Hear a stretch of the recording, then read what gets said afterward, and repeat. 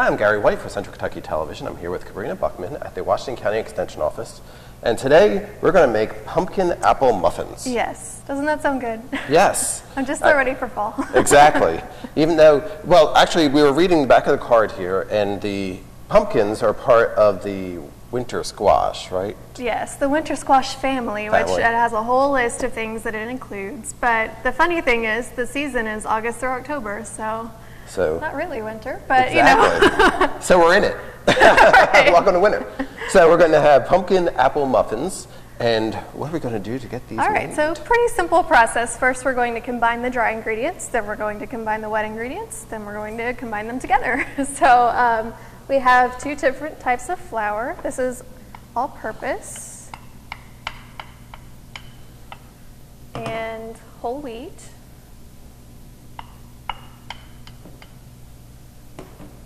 We have baking soda, salt. We have some spices. Here's cinnamon. Then we have some nutmeg and some ginger.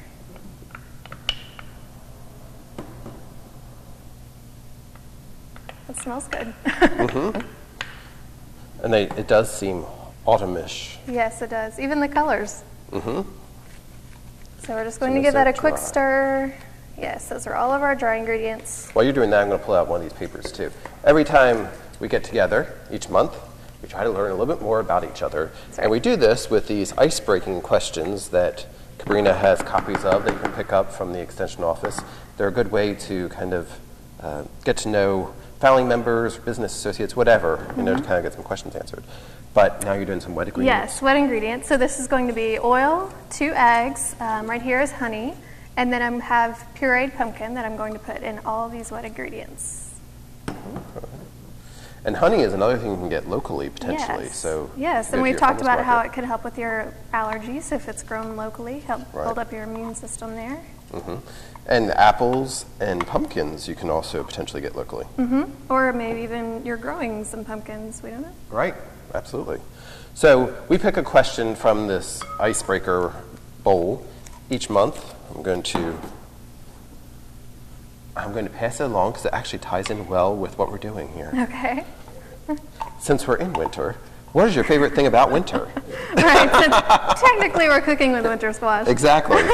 So that's a perfect question. There you go. So what's your favorite thing about winter? You know, even though winter is obviously very cold, it feels like a very warm time of month, I guess, or time of year, I guess, emotionally. You know, you have hot cocoa, you have all these cheesy Christmas movies, you have time getting together with family and friends, you're trying to figure out gifts for all of them, so it always feels nice and warm and sappy.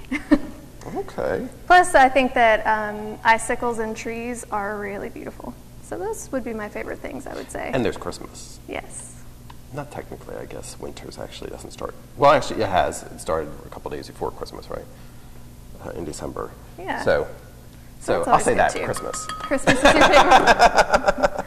But also, what I also like about winter is that with each passing day, your days get longer. That's true. So something to look forward to. That's true. So that's fun. And you can get winter squash in winter. Yes. Even though it's October. Exactly. Another positive thing. Okay, so we mixed all these ingredients together. Yes, so these are our wet ingredients, and we're mixing these together. So the one thing we haven't put in there yet are the apples. Right. After we combine the dry and wet, then we'll fold in the apples. Okay.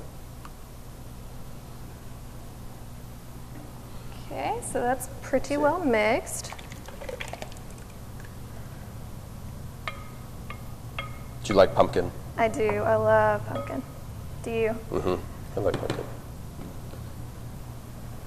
So it looks good. So you're combining these two, and then you're going to fold in the other ones. And we talked a little bit about there are various different techniques for mixing. Yes, so this, the recipe I think says just to mix it until it is moistened. So in other words, don't stir for an hour, you know, just keep going until all of your dry ingredients have combined thoroughly with your wet ingredients, and then you have sort of a moist batter.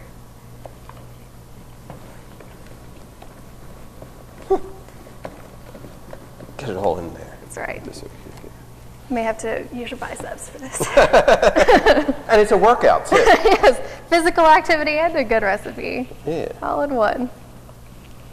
Because sometimes as the days get shorter, we don't have as much time to get outside and exercise. That's true, so- and we're going to be starting a project this winter, actually at the end of October, and it's going to go all the way through February. Oh, there's winter in October again.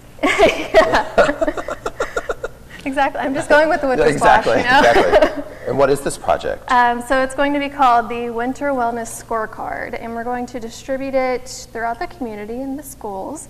And it's kind of a grid of things that you can do that promote wellness during winter. And it's all types of wellness, so not just exercise and eating well, but your mental wellness, your emotional wellness, your financial wellness, everything. Wow. So That's we'll like, be getting wow, that got out. it. Yes, Watched it's it their all wow. night. Yeah. Good call.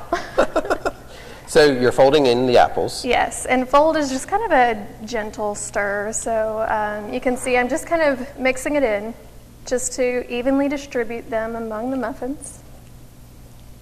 Because you don't want to break down your apple pieces. Right, and you don't want one muffin with all the apples and then one with none.